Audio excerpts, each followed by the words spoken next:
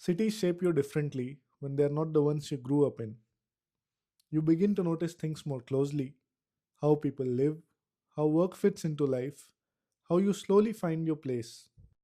Irina and I studied landscape architecture together, but today we both work as architects in different cities. She is originally from Russia and now lives and works in Amsterdam. Alongside practice, she's found a way to quietly share what this life actually feels like. That's where this conversation begins.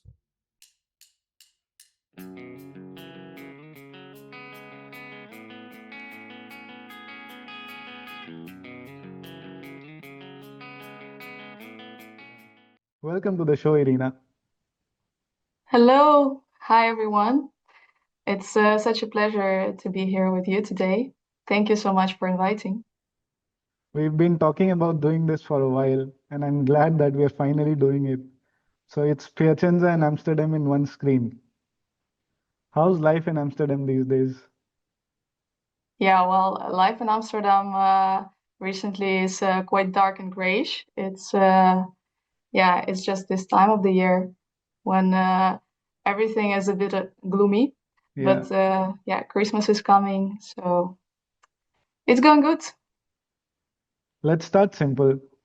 You lived and worked in a foreign country for a while now. Like for the audience, Irina is from Russia.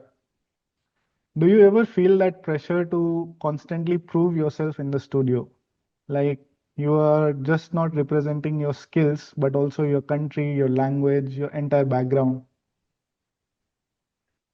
Yeah, good question. I think that most of the people coming from abroad to Europe to find their job opportunities or for studies, they're actually getting into this so-called trap of showing constantly themselves and trying to prove themselves. I think I've been there as well, and especially maybe the first year of working, like when you don't feel yourself so much stable and uh, it seems that uh, the place you're in, you have to constantly be on top of the notch, you know. Yes. So yeah, especially first year, I think the pressure is quite high, and later on, it's still there on the back of your mind, but somehow it depends, of course, on your environment and on people, on your Yeah. colleagues. Yeah. Depends on the relationships in the office. Then it might decrease slowly, like how it happened to me. I would Yeah. say now it's almost my third year in the same office, and I think I'm getting a little bit more relaxed now because I feel like okay, I was already accepted, you know. So that makes a big difference, I think. And do you have a lot of people from abroad in your office? Actually, not so many.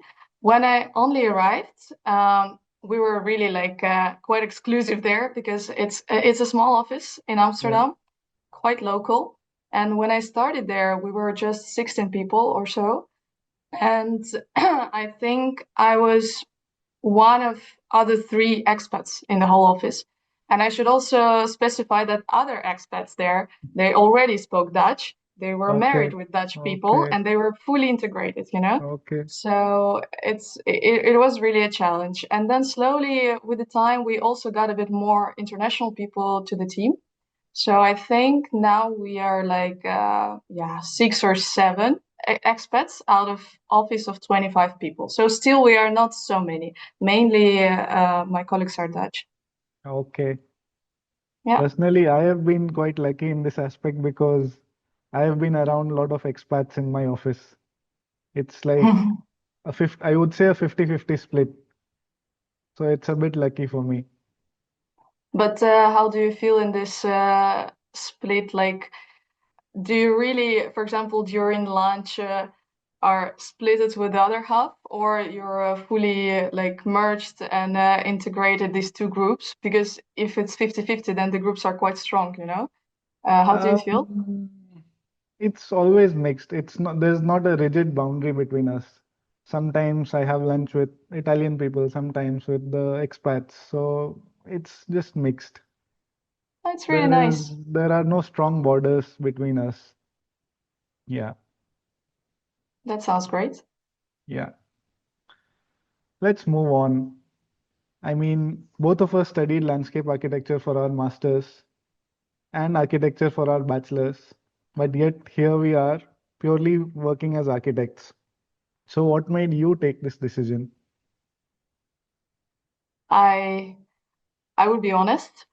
I think I really tried to find my way in landscape after finishing our masters in Piacenza Yeah, at Politecnico di Milano, because it was like a new perspective to me and overall new field, and I was really curious to try it out. So I applied a lot, but somehow I don't know, maybe it's a destiny or something, but somehow at the end, even my first internship was already in architecture, not in landscape. okay, I had a couple of invitations for interviews, but at the end it didn't happen. And then I also like I had two internships before getting a job, and then when I was searching for a second one, it was the moment when I got finally a couple of offers from landscape offices. But you know, just life didn't work out. It just didn't work out somehow. And sometimes with the documents, sometimes with some other reasons. Maybe the length of the internship was yeah, not yeah. what they expected. So yeah, at the end, I just landed in the architecture office, and yeah, that was like a life turn. What about you? For me, like the way you started it, I would be honest. When I graduated and like you, I started searching for jobs in landscape architecture. But to be honest, in Milan, I feel there are very less options for landscape architecture. And moreover, because I don't speak the language well, like at least back in 2023, I had no clue about the language. So to find a job in a landscape office which speaks English, it's like finding needle in a haystack. Yeah. And on top of that, I feel that the pay grade for landscape architects is less here. So it makes, it a difficult choice to choose landscape architecture as a job profile. And moreover, since the time I have taken architecture, I always have this love for buildings, building design and execution. So that pulled me into it. And luckily, I found this job at the studio that I'm working in currently. And it gives me a mix of landscape and architecture because sometimes I work also on master plans, landscape proposals. So I am loosely connected to landscape architecture as well, where I feel that I have been a bit lucky here. Yeah. Oh, that sounds really great. But may I ask you one question about Yeah, it? yeah, sure. Uh, have you ever had a bit of a doubt on the back of your head that maybe I should still switch to landscape, maybe I should still try it like full force, full time, just landscape? Honestly speaking, no. Okay, okay, that's great. Because because as I told you, I have this love for buildings in general, and that surpasses everything. Okay, So I never doubted my decision that this is what I wanted to do. And on top, like I told you, on top of that, I get to work on a larger scale also. So it just gives me a perfect balance. Yeah. yeah. But this is a crossover between architecture and landscape architecture, which I feel we'll be going through for the rest of our lives. Yeah, I think so. I think so too. If you had a choice to go back to landscape and working in a landscape office, would you choose that? You know, the whole trick is that I feel that I've never tried. So there is a quite a high level of curiosity stands there just behind my shoulder. Yeah, So I really find it hard to say if it's my thing or not my thing because I've never tried. yeah, And uh, I've been working a little bit on landscape in my at my office on one of the last projects, but it was very fast, like a sketch design, very cool proposal, but also not exactly what we were learning at Polyme, but more like yeah, really landscape scale, so small scale for a yeah, residential block, because we are working at the office on housing mainly. yeah, yeah, And we were supposed to also make a proposal for the courtyard and a landscape wall. And that was really cool to at least shortly work on it. So when I worked on it, I actually felt like, oh, I miss it. It was so fun. Yeah, so I don't know. Maybe I would try maybe at a certain moment, or I would try to search for a place where the cross-disciplinary approach is a bit Yeah, stronger yeah, than yeah, where I'm currently yeah, working at. That's, I think, most important. I feel that now, as you said, we are on this, yeah, we will be forever in this kind of crossroads between all yes, those fields, and it's, I think, very important to find a place in a more cross-disciplinary offices. yeah. When we speak of these crossovers, you've built this digital side of yourself that a lot of architects and students admire on Instagram. When did that start for you and how did you grow it? Oh, that actually started. It has quite a long story, let's say. I think for every content creator, it starts at some point, but then it doesn't work, and then you search your way. So I think first I started when I only moved to Italy for our masters. Okay, But back in the time, I was only sharing, let's say, for my friends in Russia. So I was also sharing in my mother tongue. okay, But yeah, it was not very actively. I didn't gain followers, not so yeah, not so many views as well. And then when I moved for my second internship, actually here to Amsterdam, I started a bit more like giving it more attention, yeah, working on it more seriously. But then by that time, I also switched the whole blog to English. And of okay. course, it opened up certain opportunities and widened my yeah, range of followers, Yeah, people that yeah, could follow my journey.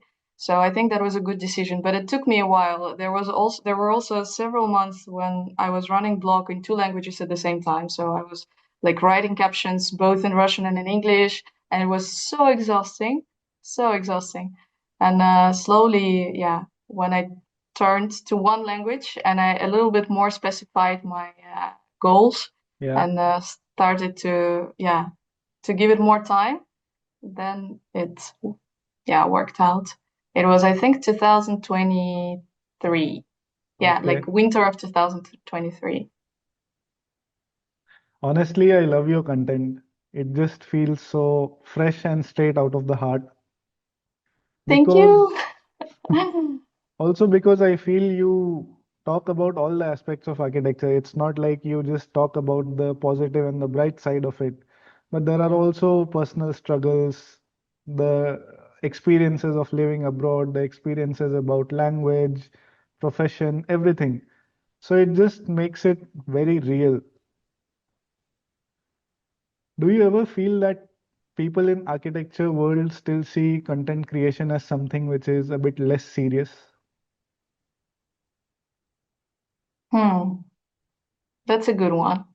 I actually, I don't know so much. I think yes, you're right. Like a lot of people, especially older generation, they don't really treat it so serious. I also see it in relation to my direction at the office, how they really slowly start to roll into all this social media content Yeah, yeah, creation topic. But it's so hard for them. They really don't think it from this perspective. And yeah, I think it's a generational question, first of all. It's also yeah, it also depends on the cultural code, I think, and like mentality. yeah, I have a lot of colleagues of mine subscribe, like following my page, and luckily I don't have a lot of like hesitation or I don't know, like shame about it. So that yeah. I don't feel comfortable. I actually don't mind.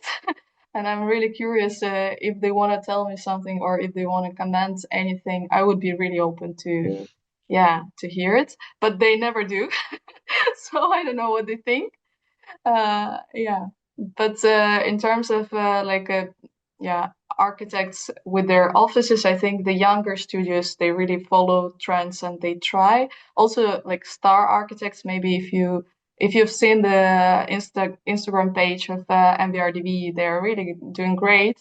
Yeah, yeah, And yeah, they're on top of the trends, and I think they're investing a lot into it. But also, it's clearly visible that the young people are running it. It's not yeah. yeah, yeah. Again, it's a question of generation.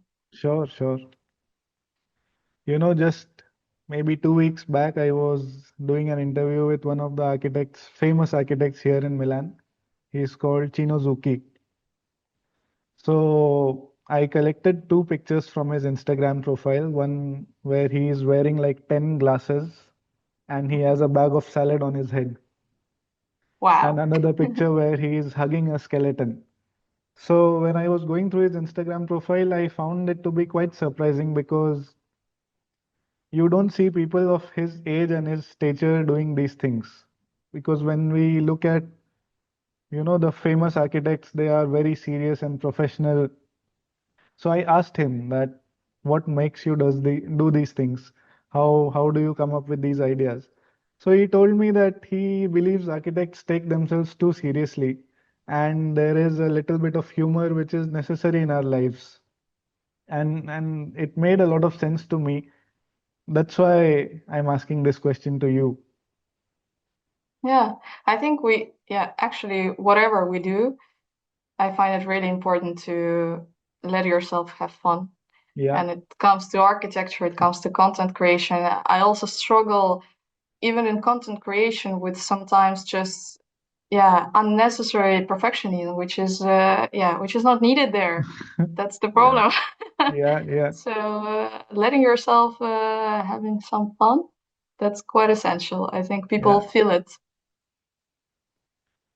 How do you manage it all? Work, content creation, which of course needs ideation, experimentation, editing, and then hobbies and social life.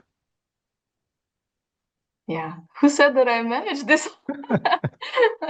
I don't think so. But yeah, honestly, content creation is just coming like along with my overall hobby of journaling and reflecting. And it's just one more way of yeah, I would even say a little bit of a self-therapy. Whenever Yeah. I have some like thoughts about the profession, about the career, about the life of an expat, I just want to work them out, like work them through.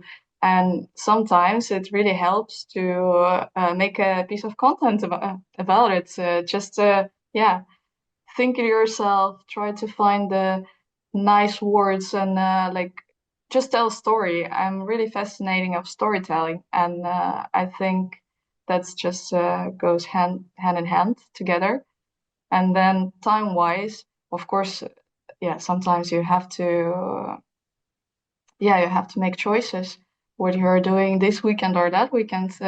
But yeah, I try to not neglect social life actually in the sake of content creation. So if I know that I have a nice meeting with a person I didn't see for a while, and or I have to draft a piece of content, I'm this kind of strange person that will choose to go out and see another person in real life instead of yeah, sitting whole day with my phone.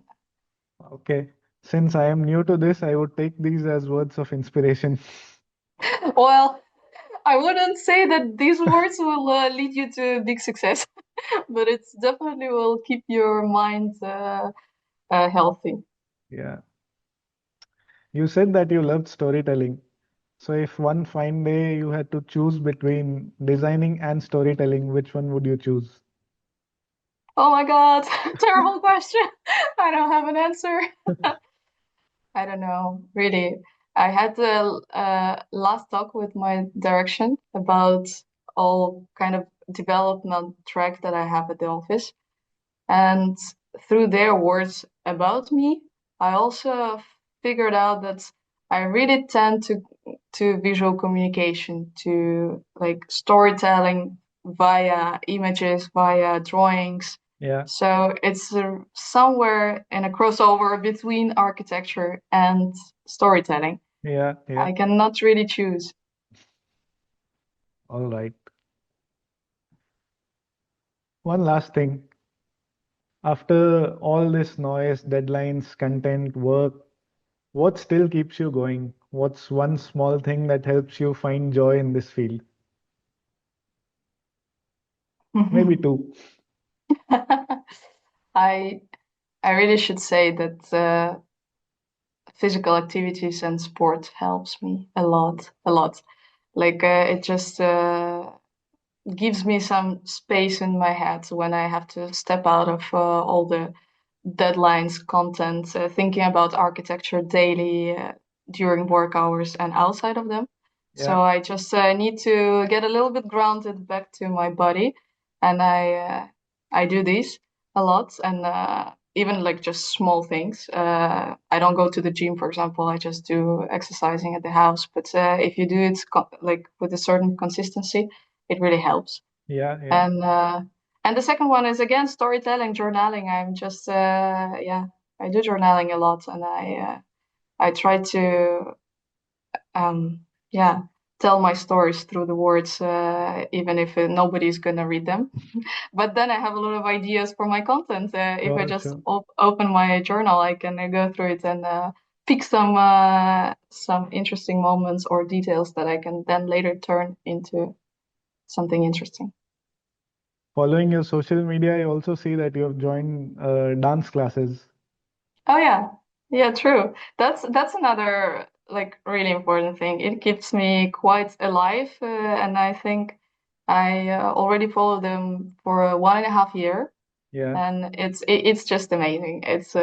It's also not very like it's not very classical or something like a style based dancing. I sometimes when I try to explain it, I find that these classes that I follow, they're really combining a bit of a psychology and a movement of your body. Like you learn how to move your body with a like consciously, very yeah, consciously, yeah, but then you also give it certain feelings. Like every movement should get a certain feeling that you, yeah, yeah. play in it. So it's kind of like plastic theater as well. So I really enjoy it. It also helps. Similarly, I have signed up for swimming classes recently. In my Wow. life, in 29 years, I have never been inside water. So this was my first experience of stepping inside water, letting go of that fear took a bit of time, but it's just therapeutic for me right now. And being inside water gives me a lot of joy these days. Oh, that's so nice. Congrats, actually, Thank you. to As with of now, overcoming. even now, I can't swim properly, but even just the process gives me a lot of joy to be inside water, to try, to learn something Yeah. new from the previous day. It's just Yeah. a lot of fun. I think in general it's really a lot of fun to learn something new and also to learn something new outside of architecture. I Yeah, should say that it gives a very fresh perspective on everything you do. yeah, yeah, So would it be like swimming, sports, yeah, maybe drawing, dancing, whatsoever, yeah. as long as it brings you joy, yeah, it then it works. Okay. This was fun. Two architects abroad, one in Piacenza, one in Amsterdam, just figuring out things as we go. Thanks for doing this, and thanks for everyone watching, for being a part of this quiet little conversation about what it really means to live the life of an architect. Thank you, Thank Irina. you so much. Thank you. I hope that our audience also enjoyed this little talk. It's like sitting in the kitchen, two friends discussing their adult life in architecture. Yeah, I mean, I have this another part of my podcast channel where I talk to really experienced and well-established people. So I thought of starting this something new and fresh content where I talk to people like me who are figuring out their way in this profession. And it gives something to look at for students or people who are looking at their career in architecture, I think it's a really great beginning. I hope that it will gain a lot of success. hopefully.